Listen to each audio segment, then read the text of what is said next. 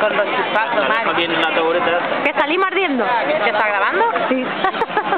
A ver si salen los chispazos. Está flipando con esto, Pintito. A ver cómo terminamos. Vamos a salir chispazos. Nos va a quemar pelo y todo. A la de adelante no es, pero nosotros verán. Mira, mira, mira los chispazos. El otro da más, el grande da más chispazos. ¿Vale? La batería, ¿esto es la batería lo que falta? No. ¿Qué pastillas son estas? La...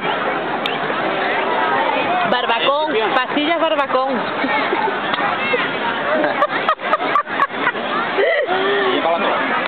La gente está flipando.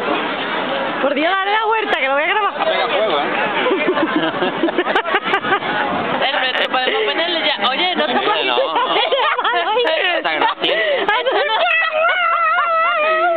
Un momento, la parrilla nuestra no está un poquito inclinada. Sí, está puesta en uno, en el otro lado está puesta encima. ¿Y por qué? Nosotros hoy estamos celebrando San Juan. No, papá. San Juan. No. El león saltará la hoguera, no, pata.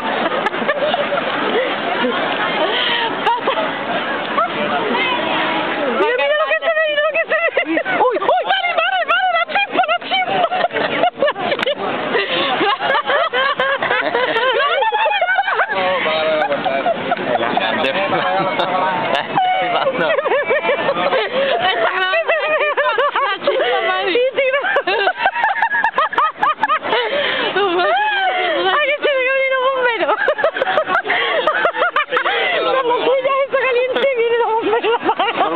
Todo el mundo cogiendo para que haga fuego. Un poco viento, papá. Eso digo yo.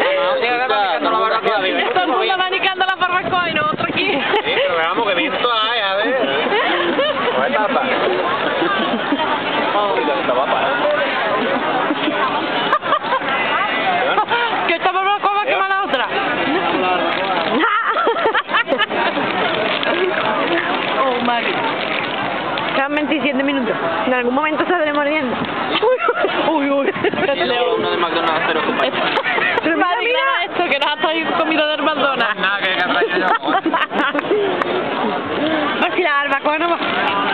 Siempre nos queda el más duro. Vamos a haber traído un de esos que hacen los americanos, los palitos de esos que ponen. ¡Carrule!